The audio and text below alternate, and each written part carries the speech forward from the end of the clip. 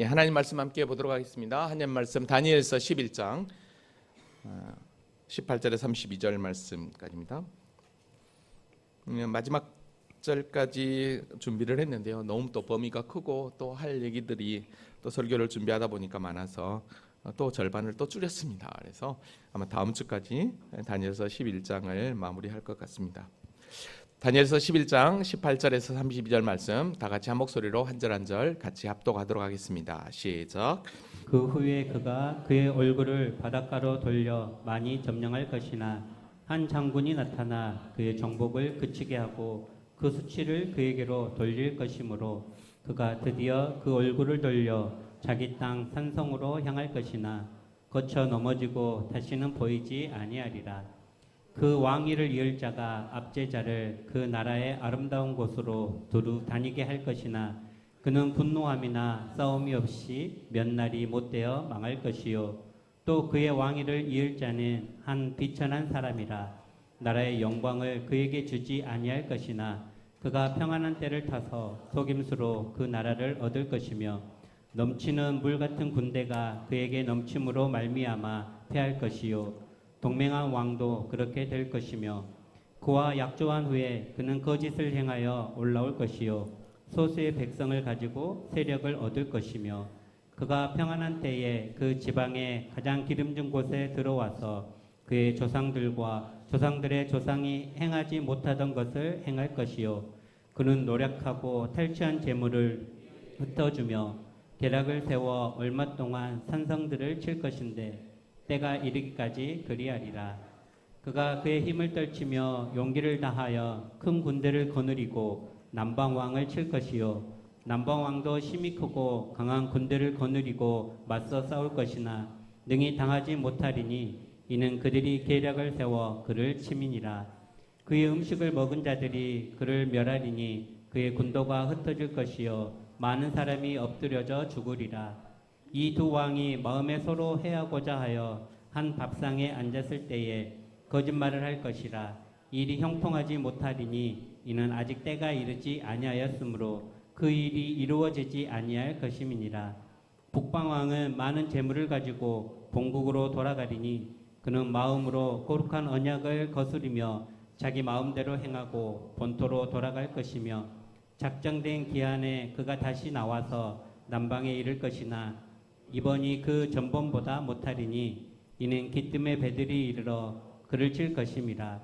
그가 낙심하고 돌아가면서 맺은 거룩한 언약에 분노하였고 자기 땅에 돌아가서는 맺은 거룩한 언약을 배반하는 자들을 살필 것이며 군대는 그의 편에 서서 성소 곧 견고한 것을 더럽히며 매일 드리는 제사를 폐하며 멸망하게 하는 가증한 것을 세울 것이며 그가 또 언약을 배반하고 악행하는 자를 속임수로 타락시킬 것이나 오직 자기의 하나님을 아는 백성은 강하여 용맹을 떨치리라.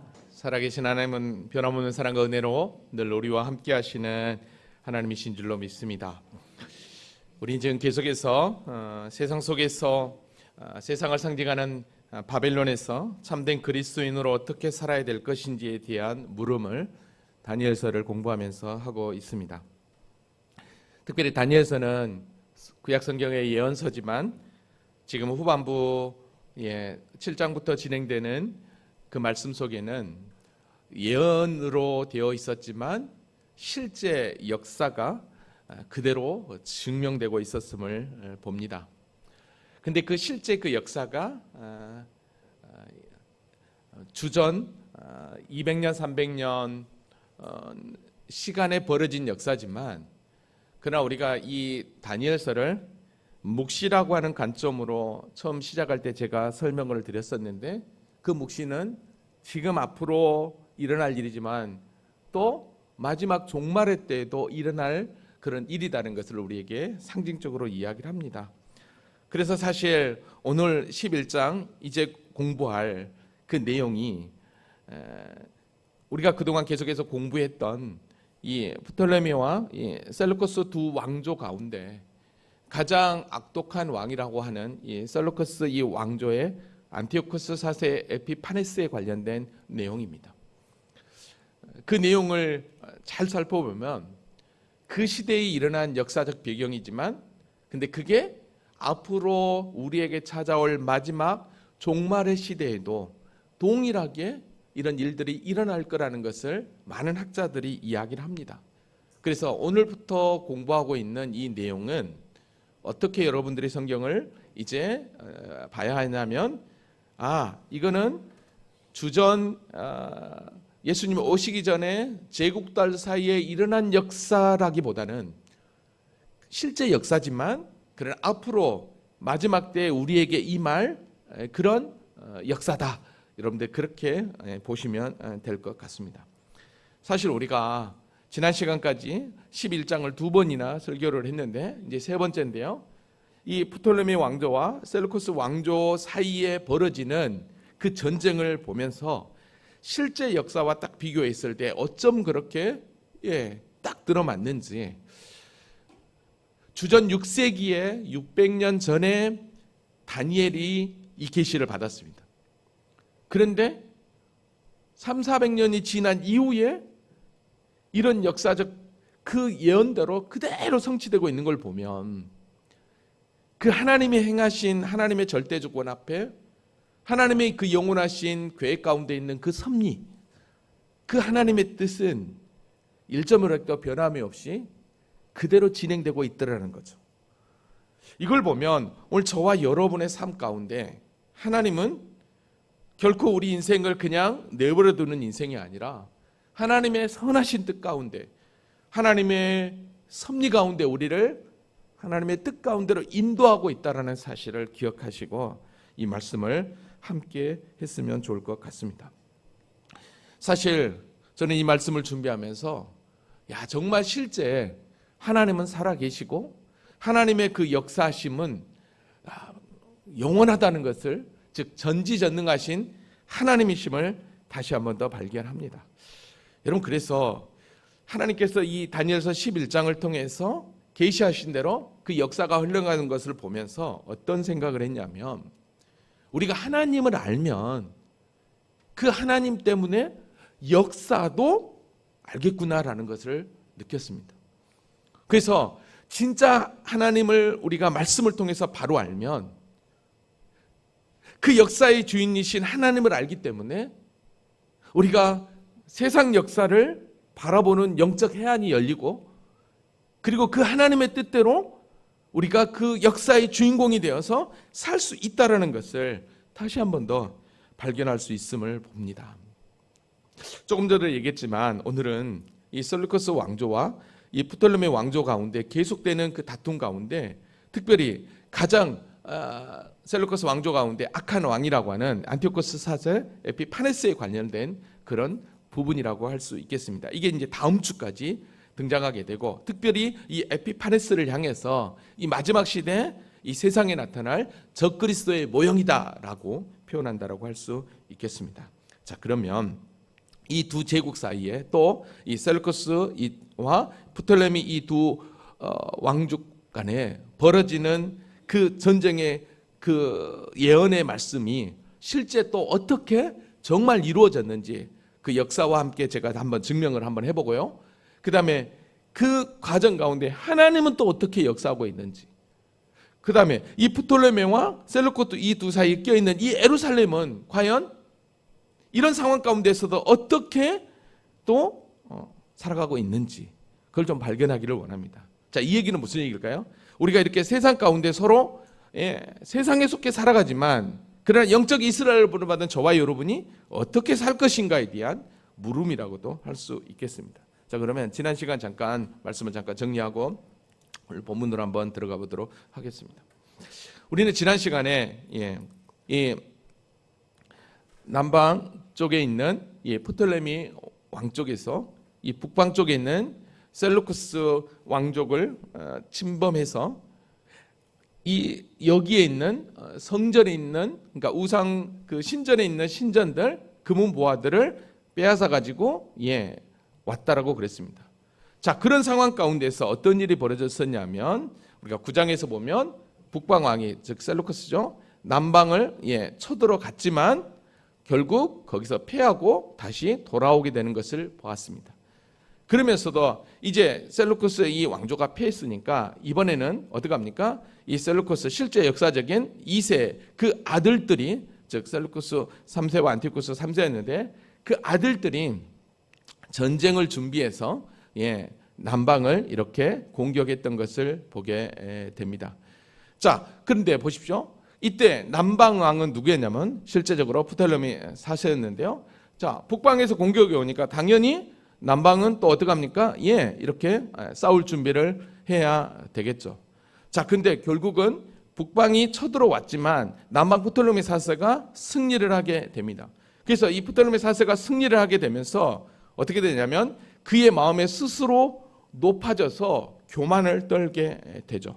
자, 그 교만을 떨게 되는 그런 과정 가운데서 하나님은 그 세력을 더하지 못하게, 즉 하나님의 절대주권 앞에서 거기서 멈추도록 만들어 버렸던 것을 보게 됩니다. 자, 북방 쪽에서는 남방의 공격으로 말미암아 많은 것들을 빼앗겼어요.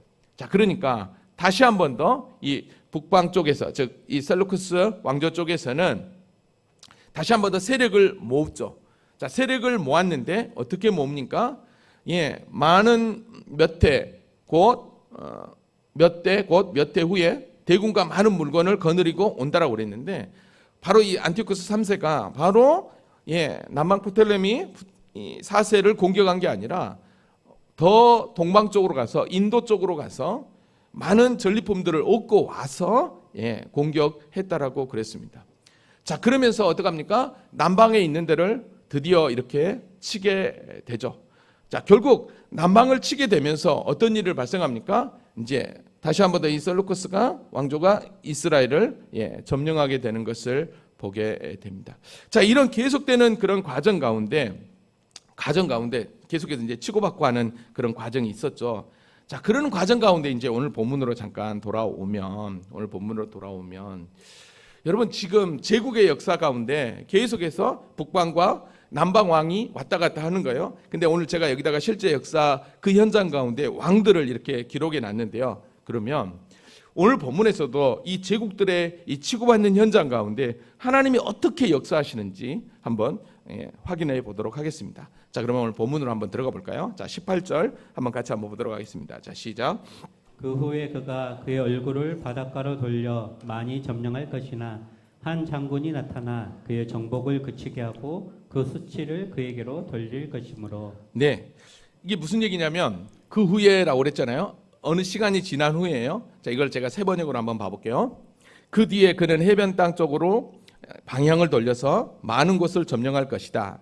그러나 한 장군이 나타나 그를 꺾어버려서 그가 더 이상 행패를 부리지 못하게 하고 오히려 북쪽 왕이 부리던 행패가 자신에게 돌아오게 할 것이다 라고 이야기합니다. 자, 이게 무슨 얘기냐면 그가라고 하는 것은 누구냐면 바로 북방 쪽입니다. 북방 안티오쿠스 3세가 얼굴을 바다 쪽으로 돌렸다는 거예요. 자, 이게 무슨 얘기냐면, 자, 여기 지도를 잠깐 보면 이게 지금 셀루쿠스 왕조가 사실 여기로 가면 이게 지금 프톨레미 쪽이거든요. 여기를 공격한 게 아니라 어디로 공격하냐면 이 지중해 이쪽으로 지금 공격을 했다는 거예요. 그래서 지중해 이쪽까지도 완전히 이제 먹으면서 지중해 이 해상권을 장악하면서 프톨레미 이 이집트 이쪽 땅까지 먹으려고 했다라는 것입니다. 자, 근데 문제는 이렇게 하려고 했는데 여기서 누가 나타납니까? 한 장군이 나타나서 그 정복을 그치게 하고라고 그랬습니다. 한 장군이 나타났다고 그랬어요. 그러면 이 한 장군이 도대체 누구냐라고 했을 때 바로 이쪽 로마에서 오는 장군이었습니다. 그 장군 이름이 누구였냐? 바로 스키피오라고 하는 역사적인 그런 장군이었습니다. 이 스키피오 장군이 3만 군대를 이끌고 이 안티오코스 3세의 7만 군대를 여기서 완전히 그냥 초전박살 내버립니다. 역사적으로. 그래서 그 3만으로 7만 군대에 이 셀루쿠스 왕조의 안티오코스 3세가 지고 어디로? 다시 돌아옵니다. 다시 이 시리아 땅으로 돌아오는데 그래서 뭐라고 얘기했냐면 그의 정복을 그치고 그 수치를 그에게 돌릴 것이므로 라고 그랬습니다. 여러분 7만이 가서 싸웠는데 3만에게 졌다라는 거예요.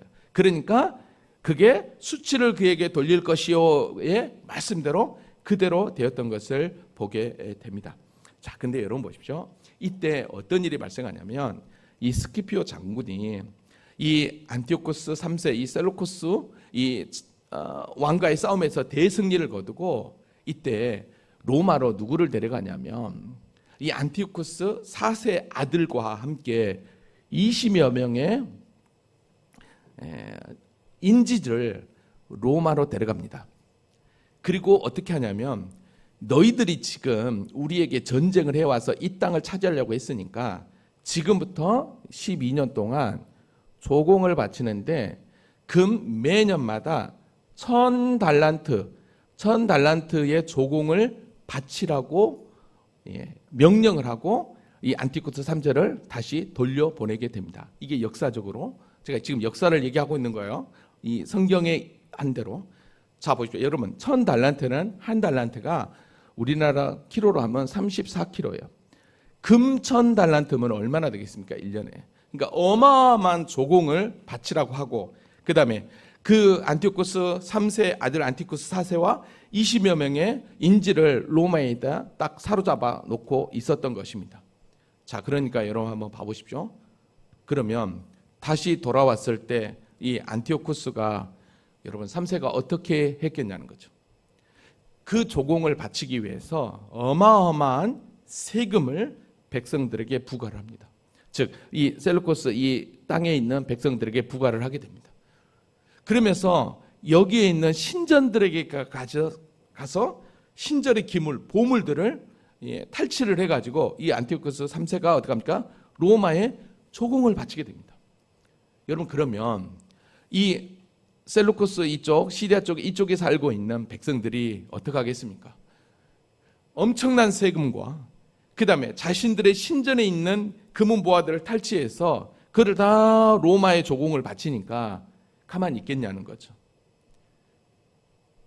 결국 민중들이 일어나서 그만 이 안티오코스 3세 왕을 죽여버립니다. 그게 오늘 19절 말씀대로 이루어지는 것입니다. 그가 드디어 그 얼굴을 돌려 자기 땅 산성으로 향할 것이나 거쳐 넘어지고 다시 보이지 아니하리라. 즉 죽어버렸기 때문에 다시 보이지 않는다라고 이야기를 합니다.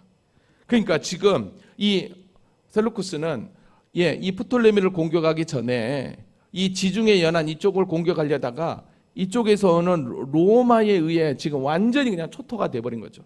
그 다음에 이 로마에 의해서 엄청난 세금을 부과해야 되는 그런 상황입니다.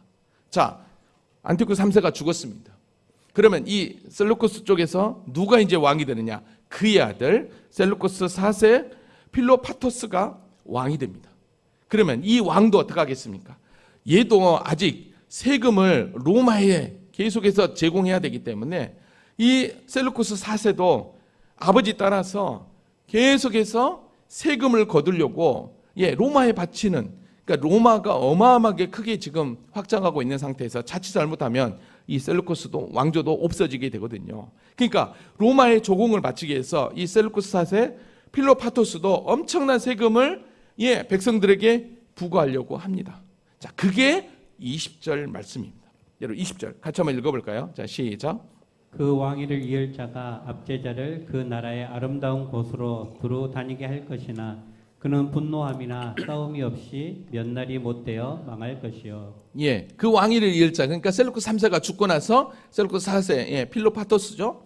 자가 압제자를 그 나라의 아름다운 곳으로 두루 다니며, 압제자 뭡니까? 세금을 거두게 하여 전국 곳곳으로 다니겠다라는 거예요. 근데 그의 분노함이나 싸움이 없이 몇 날 못 되어 망할 것이다라고 얘기한 것은 뭐냐면 바로 이 셀루코스 4세도 민중의 분노함 때문에 그 세금 문제 때문에 이도 죽음을 당하게 됩니다.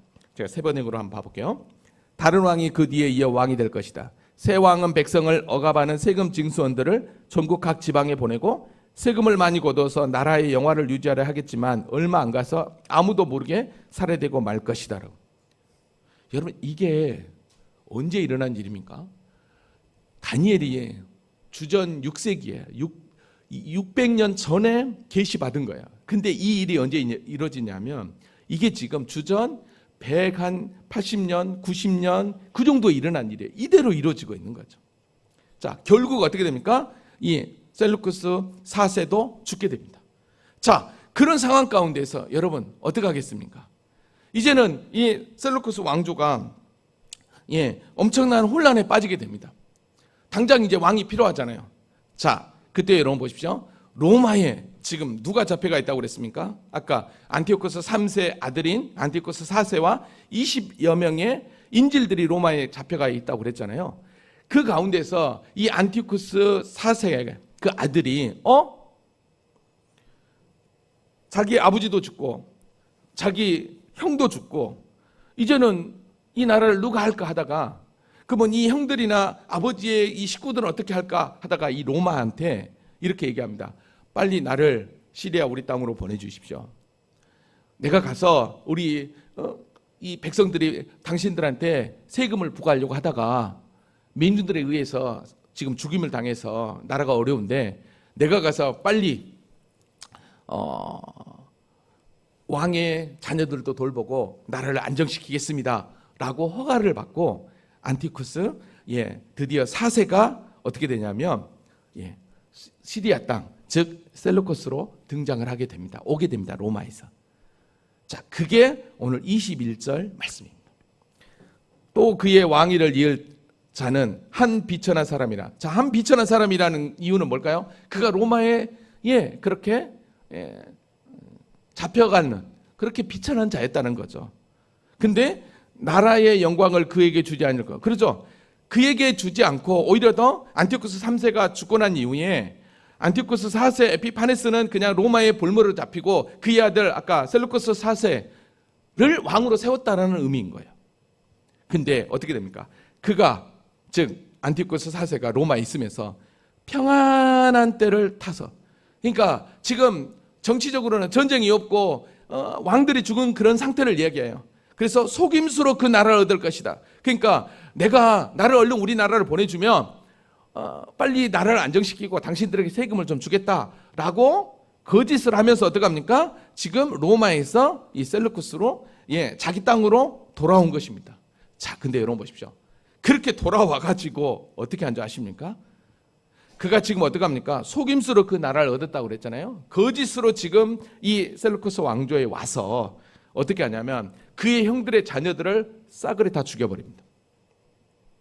싸그리 다 죽이고 그리고 나서 뭐라고 얘기하냐면 내가 왕이다. 내가 신이다. 라고 하면서 자신이 직접 이 셀루쿠스 왕조의 8대 왕으로 등극을 합니다. 그러면서 등극을 하면서 이 안티쿠스 4세가 자기의 이름을 에피파네스라고 부릅니다. 여기서 에피파네스는 신의 현원이라는 뜻입니다. 신이 내려왔다는 뜻입니다. 그러니까 자기를 신으로 부르라는 것입니다. 그러면서 이 동전에다가 데오스 에피파네스라고 이야기 써버립니다. 여기서 데오스라고 하는 것은 무슨 얘기냐면 하나님이라는 뜻입니다. 자기가 마치 하나님이라고 하는 신이라고 하는 그렇게 표현을 하면서 동전을 주조하면서 이 셀루쿠스 여기를 장악을 하기 시작을 합니다. 여러분 이렇게 장악을 할 때 여러분 그냥 되었냐는 거죠. 그럼 여기서 제가 말씀을 준비하면서 도대체 이 안티쿠스 4세는 어떻게 자기를 신으로 부를 수 있었을까 한번 생각해 보았습니다. 왜 그럴까? 근데 여러분 보십시오. 어떤 생각이 드냐면 이 안티오코스 4세가 처음 어디에 지금 볼모로 잡혀갔다고 그랬습니까? 로마에 잡혀갔다고 그랬잖아요. 그러면 로마는 그리스거든요.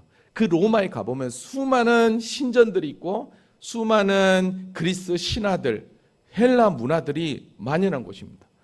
그러면 그곳에서 뭘 배웠겠냐는 거예요. 그곳에 볼모로 잡혀 있으면서 여기는 제우스 신이라든지 수많은 그런 신전들이 있고 우상들이 있는데 그리고 로마의 황제가 신인 것입니다. 그걸 보는 순간 어떤 마음이 들었겠냐는 거예요.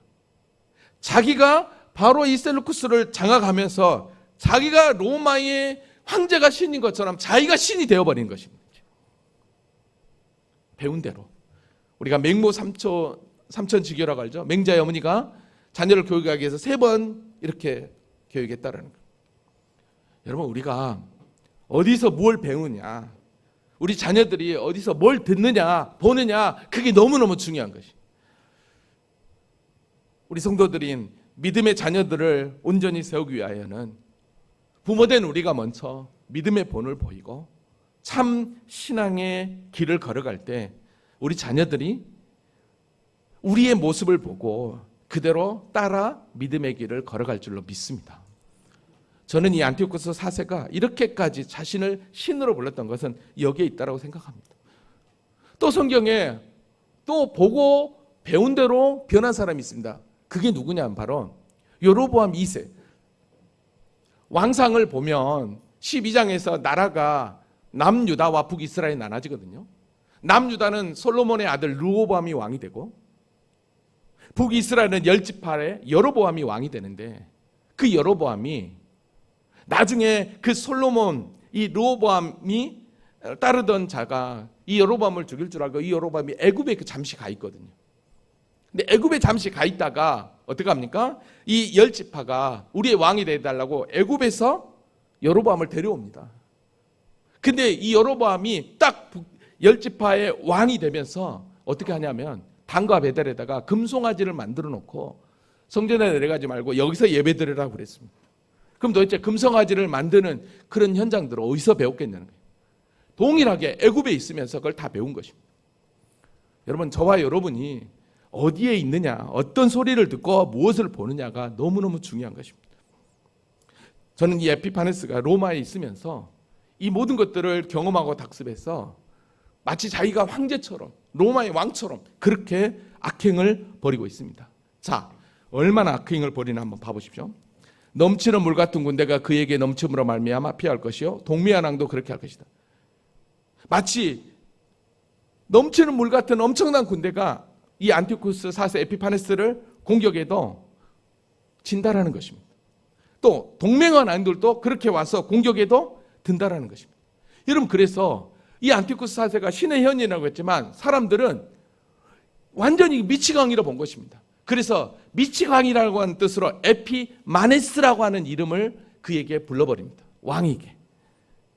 근데 실제 성경을 보면, 실제 역사를 보면 미치광이 그 이상의 일을 이 안티오코스 4세 에피파네스가 행합니다.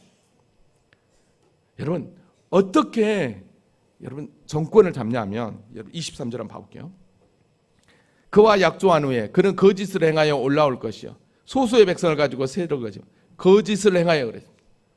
그가 어떻게 하냐면 이 안티오코스가 정치 세력을 얻기 위하여 전쟁보다는 거짓으로 평화 조약들을 이웃들과 맺습니다. 그리고 나서 뒤에서 완전히 호박씨를 까버립니다. 그러면서 어떡합니까? 나라를 쫙 먹어버립니다. 세 번역으로 말씀 봐볼게요. 다른 나라들과 동맹을 맺으라. 끝내는 그 나라를 속이고 비록 그의 소수의 백성을 다스리는 통치자지만 점점 세력을 확장하며 패권자로 군림하게 될 것이다. 이 정도로 어떻게 합니까? 안티오코스 4세가 이제 점점 세력이 커지게 됩니다. 자, 그러면서 점점점 커지는데 어떤 일이 발생하느냐? 여러분 24절입니다. 24절 같이 한번 읽어볼까요? 자, 시작. 그가 평안한 때에 그 지방의 가장 기름진 곳에 들어와서 그의 조상들과 조상들의 조상이 행하지 못하던 것을 행할 것이요 그는 노력하고 탈취한 재물을 무리에게 흩어주며 계략을 세워 얼마 동안 산성들을 칠 것인데 때가 이르기까지 그리하리라. 예. 자, 그가 평안할 때 뭐냐면 안티오코스 4세 이 에피파네스가 전쟁이 없고 좀 어수선한 시대, 그 시대를 얘기합니다. 전쟁이 없는 시대를 평안한 때라고 얘기해요. 그래서 그의 지방의 가장 기름진 곳에 들어와서 가장 기름진 곳에, 그러니까 가장 좋은 땅에 들어와 가지고 어떻게 합니까? 예, 점령한다는 거죠. 그래서 그 조상들과 조상들의 조상이 행하지 못한 것을 행할 것이요라고 얘기합니다. 여러분 보십시오. 그러니까 전쟁으로 나라를 점령한 게 아니라 거짓, 속임수로, 그러니까 거짓 정치와 거짓 경제적 포섭을 통해서 나라를 얻는데 그 조상들과 조상들이 행하지 않는 것을 행했다는 거예요. 그러니까 지금까지 그 누구도 행하지 않는 정치를 행해서 나라들을 포섭했다는 거예요. 누가? 안티오코스 4세 에피파네스가. 여러분, 그가 어떻게 했냐면 사람들의 민심을 어떻게 얻었냐면 그는 노력하고 탈취한 재물을 무리에게 흩어주면, 여러분 그 당시에 고대에는 있을 수가 없습니다. 여러분 전쟁의 전리품을 받으면 가장 좋은 것들은 그 왕이 먹고 그 다음에 장수들이 먹고 백성들은 전혀 가지 않았습니다. 백성들에게 분배에 대비하자 아주 조그만 거였습니다. 근데 이가 환심을 얻기 위하여 어떻게 하냐면 노력하고 탈취한 재물들을 그 군대에 참여했던 모든 자들에게 무한대로 나눠줘 버립니다. 여러분, 그러니까 어떻게 하겠습니까? 우리 왕은 전쟁에 승리한 전리품들을 다 우리에게 줘 라고 하면 여러분 어디로 움직이겠냐는 거예요. 여러분, 고대에요 이런 정책을 쓴 사람이 없습니다. 그러니까 그의 조상들과 조상들의 조상이 행했던 것을 행했다라고 이야기합니다. 그러니까 어떻게 해요? 벌써 깨달은 거예요. 저들을 어떻게 하면 내 것으로 만들 것인가를 이미 이 안티쿠스 4세 에피파네스는 알았던 것입니다. 그래서 계략을 세워 얼마 동안 산석을 계략을 세워서, 그러니까 거짓으로 계략을 세워서 나라들을 공격할 거라고 이야기를 하고 있는 것을 보게 됩니다. 여러분, 백성들의 마음을 얻어갖고 한순간에 딱 휘어잡는 거, 여러분 혹시 이거 들어보셨습니까?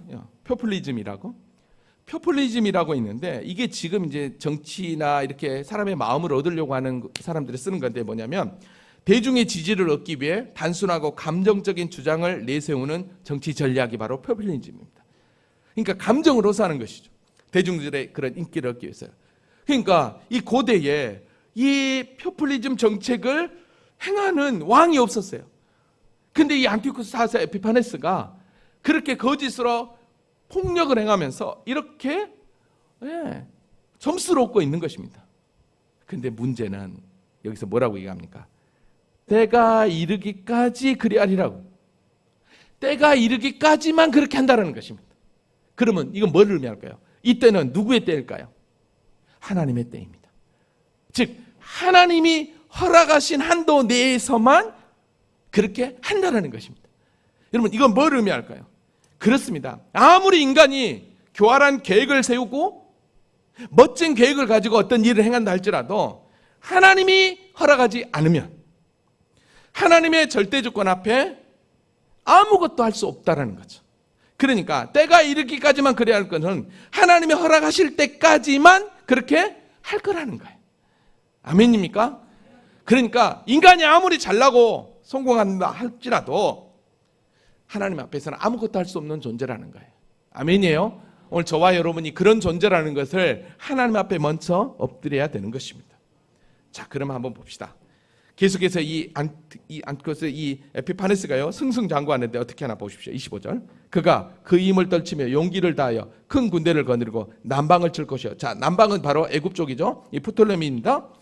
남방 왕도 심히 크고 강한 군대를 거느리고 맞서 싸울 것이나 능히 당하지 못하리니 이는 그들이 계략을 세워 그를 칩니다. 그러니까 이 안티쿠스 4세가 이 프톨레미를 공격하는데 여러분 보십시오. 계략을 세워서 그를 쳤다라는 거예요.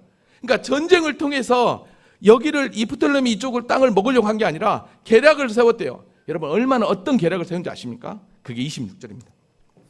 그의 음식을 먹는 자들이 그를 멸하리니. 자, 그의 음식은 여기서는 그는 누구냐면 이 프톨레미 6세를 멸합니다. 음식을 먹는 자들이 그를 멸하리니, 그를 멸한다는 건 이해입니다. 근데 그의 군대가 흩어질 것이야. 이 그의 군대도 이 프톨레미 6세입니다. 많은 사람들을 또 죽으리라. 자, 이게 무슨 얘기냐면 이 안티쿠스 4세가 벌써 이 음식을 먹는 자들은 왕의 밑에 있는 수하들을 얘기하거든요. 왕의 수하들을 벌써 뇌물을 주고 첩자로 심어 놓은 것입니다. 그래가지고 어떡합니까? 이들을 통해서 이 프톨레미 3세를 6세가 지도로 그대로 해버린 것입니다. 근데 그게 실제 역사적으로 일어납니다. 그러니까 이렇게 계략을 세워서 한순간에 이쪽을 남쪽을 먹게 됩니다. 자, 그러면서 여러분 보십시오. 27절. 이 두 왕이 마음이 서로 화해하고자 하여 한 밥상에 앉을 때에 거짓말할 것이라 거짓으로 그렇게 행하게 되는 것입니다. 일이 형통하지 못하려니 이는 아직 때가 이르지 아니하면. 자, 보세요. 그런데 형통하지 않대. 근데 뭐라고 얘기합니까? 이는 아직 때가 이르지 아니하리라. 이때도 뭘까요? 하나님이 허락하실 때입니다. 그러니까 교묘하게 계략을 세워서 남방을 먹는다 할지라도 하나님이 허락하지 않으면 안 되는 거예요. 그 일이 이루어지지 아니할 것입니다. 아멘. 하나님이 허락하지 않으면 안 된다는 거예요. 하나님이 허락하지 않아요. 여러분, 제국의 그 역사의 그 현장 가운데 먹고 먹히는 그 현장이에요. 그런데 여기에도 하나님이 간섭하고 있다는 거예요. 하나님이 허락하지 않으면 그 누구도 승리할 수 없고 피할 수 없다라는 거예요. 여러분, 이게 대단하지 않습니까? 하나님이 그러면 이 세상 온 우주 만물을 결국은 뭐예요? 당신의 절대주권 앞에 다 있다라는 거예요. 근데 여러분 한번 봐보십시오. 자, 이때 그 일이 이루어지지 않는데 어떻게 일이 안 이루어지냐면, 이때 누가 오냐면 로마가 이쪽으로 오면서, 로마가 이 안티오쿠스 4세 에피파네스의 이 프톨레미 이집트 땅을 먹는 거를 막아버립니다. 그래서 그 로마 때문에 어쩔 수 없이 다시 본국으로 돌아오게 됩니다. 자, 근데 한번 봐보십시오. 전쟁을 해서 거의 먹을 쯤 되었는데 로마가 개입함으로 어쩔 수 없이 안티오쿠스 4세 에피파네스는 다시 본국 이 셀루쿠스 이 시리아 땅으로 돌아오게 되는데, 그때 어떻게 하냐면 28절 볼게요. 북방왕은 많은 재물을 가지고 본국으로 돌아가니 그는 마음으로 거룩한 언약을 거스르며 자기 마음대로 행하고 본토로 돌아갈 것이다. 잘 보십시오. 여기서 로마가 와서 이거를 얻지 못하게 하니까 여기서 많은 재물을 데리고 다시 이쪽으로 가는데, 가는 길에 어디를 들립니까? 가는 길에 어디 있어요? 예루살렘을 들립니다. 그는 마음으로 거룩한 언약을 거스르며, 여러분, 거룩한 언약이라고 하는 말은 하나님과 하나님의 백성 이스라엘과 맺은 언약을 이야기합니다. 그러니까 그 언약을 거스른다는 건 뭐냐면, 화풀이를 지금 여기를 먹으려고 했는데 로마가 와서 못 먹게 하니까 가다가 화풀이를 이 이스라엘 땅에서 행하게 되는데, 거룩한 언약, 백성들이 하나님과 맺었던 그 언약을 거스려서 자기 마음대로 행하고 본토로 돌아가요. 그게 어떻게 됩니까? 바로 이때 이 안티오쿠스 4세 에피파네스가 성전 제사를 면해버리고 성전에 제우스상을 세우고 안식일을 금하고 할례도 금하면서 유대인들을 어마어마하게 핍박을 합니다. 어마어마하게 핍박합니다. 그리고 자기 쪽에 있는 사람들을 챙기면서 자기 쪽에 있는 사람들과 함께 예루살렘을 완전히 그냥 집어삼켜 먹으려고 합니다. 자기 마음대로 행하게 됩니다. 그게 바로 29절입니다. 작정된 기간에 그가 다시 와서 남방에 이를 것이나 이번에도 그러지 못하고, 또다시 이 안티오쿠스 4세가 이 프톨레미를 공격했지만 로마 때문에 어쩔 수 없이 못하는 거예요. 자, 그 로마 때문에 어쩔 수 없이 다시 돌아가야 되는 것을 30절에 그렇게 얘기합니다. 이는 기띔의 배들이 이르러 그를 칠 것이다 그랬습니다. 이 기띔의 배가 바로 누구냐면 로마의 배입니다. 군대예요. 그때 로마의 장군이 포필리우스 장군이었는데, 역사적으로 그가 잡으십시오. 그를 칠 것이요. 그러니까 그가 낙심하고 돌아가면서 다시 한 번 더 거룩한 언약에 분노하고, 즉 이스라엘을 건너게 됩니다. 이스라엘 지나가면서 자기 땅에 돌아가서 맺은 거룩한 언약을 배반한 듯 살피고, 즉 자기 쪽에 있는 사람들, 자기 편에 있는 사람들과 함께 어떤 일을 행하게 되느냐 보십시오. 군대는 그의 편에 서서 송소고 거룩한 견고한 것을 더럽히고, 송소를 더럽혔다는 것은 성전의 돼지머리를 올렸다는 거죠. 매일 드리는 제사를 폐하고 멸망에 가증한 것을 세울 것이다. 이게 바로 제우스 신을 세우는 그 일을 어떻게 합니까? 안티오쿠스 4세 에피파네스가 행하게 됩니다. 그러니까 완전히 예루살렘이 초토화가 돼버립니다. 그런 상황 가운데서 어떻게 합니까? 우리가 여기서 잘 아는 대로 이게 바로 뭐냐면 167년에 일어난 일입니다. 역사적으로. 이때 어떤 일이 발생하냐? 165년에 이때부터 유대인처럼 살자라고 하는 하시미 운동이 시작이 되고, 그 하시미 운동을 통해서 마카비 혁명이라고 하는 혁명이 일어나서 드디어 유대가 이 안티오쿠스 4세 에피파네스를 몰아내고 100년이라고 하는 역사적으로 독립을 하게 됩니다. 그리고 그 예루살렘 성전을 탈취하면서 가장 먼저 한 일이 성전을 청소하는 일이었습니다. 그게 바로 뭐냐면 신약 성경에 나오는 수전절이었습니다. 지금의 한우카라고 하는, 빛의 축제라고 하는 그런 일들이 벌어지게 됩니다. 이게 누가 한 거예요? 지금 안티오쿠스 4세 에피파네스가. 여러분, 왜 제가 지금 제국의 이야기를 하면서 이 안티오쿠스 4세 에피파네스의 이야기를 하냐면, 이 안티오쿠스 4세 에피파네스가 거짓으로 아주 모략으로 예루살렘을 지금 완전히 그냥 초토화시키죠. 정권을 얻고, 이게 바로 이 마지막 세상에 이 거짓 적그리스도의 모습으로 우리를 그렇게 공격한다는 것입니다. 우리를 뒤흔든다는 것입니다. 근데 여러분 보십시오. 이렇게 뒤흔들지만, 잘 보세요. 마지막 32절 보십시오. 그가 또 언약을 배반하고 악행하는 자를 속임으로 타락시킬 것이나 오직 자기의 하나님을 아는 백성은 강하여 용맹을 떨치리라. 자, 세 번째로 볼게요. 그는 속임수를 썰어 언약을 거역하며 악한 짓하는 자들의 지지를 받을 것이지만, 즉 배도하는 자기 편의 선자들을 지지를 받을 것이지만, 그러나 하나님을 아는 백성은 용기 있게 버티어 나갈 것이다. 이들이 바로 무엇입니까? 아까 하시dim 운동을 했던 자들이고 마카비 혁명으로 유대인처럼 정말 하나님의 백성들처럼 살려고 하는 신실한 믿음의 성도들이 있었다는 것이죠. 여러분, 고난이 있었지만 그 고난 가운데서도 하나님을 아는 백성들은 용맹을 떨치더라는 것입니다. 무슨 얘기일까요? 고난이 왔지만 제국의 틈바구니 속에서 그들이 살아가지만, 그러나 끝까지 하나님의 절대 주권을 믿고 그 하나님을 의지하는 자들은 그 환난과 그 핍박 가운데서도 끝까지 뭐 하더라는 것입니다? 용맹을 떨치더라는 것입니다. 그렇다고 한다면 오늘 저와 여러분이 마지막 세대를 살아가는 데 있어서 세상에 그런 안티오쿠스 4세 에피파네스처럼 묘락과 거짓으로 우리를 공격할 때 거룩한 뜻을 가지고 참 믿음을 가지고 나가는 건 그게 진짜가 아니냐 이 말이에요. 말씀을 정리합니다. 사랑하는 성도 여러분, 오늘 우리는 제국의 역사를 보면서 하나님이 어떻게 제국의 역사를 간섭하고 있고 통치하고 있는가를 우리는 확인했습니다. 안티오코스 4세 에피파네스의 거짓된 행동으로 겉모술수로 많은 이들을, 그리고 그가 자신의 힘으로 하나님처럼 되려고 하지만 그러나 하나님의 때가 아니면, 하나님이 허락하지 않으면 아무것도 할 수 없다는 걸 분명히 보았습니다. 그러면서 그는 여전히 자신이 하나님처럼 행동하면서 성전에 완전히 부정한 것들을 놓으면서 그렇게 타락의 길을 걸어갔지만, 그러나 의식 있는 믿음의 성도들은 끝까지 신앙을 지켰다는 것입니다. 그렇다고 한다면 오늘 저와 여러분, 참 믿음 가운데 의식을 가지고 역사적인 해안을 가지고 이 마지막 때를 살아가려고 할 때 어떻게 살아가야 되겠냐는 거예요. 즉 우리도 하나님의 때를 분별할 줄 알아야 된다는 것입니다. 하나님의 때를 바라볼 줄 알아야 된다는 거예요. 그렇다고 한다면 그 하나님의 때는 곧 뭘까요? 이게 바로 신본주의 역사관이고 신본주의 세계관입니다. 여러분, 세계관은 안경입니다. 안경은 보는 대로 보이는 것입니다.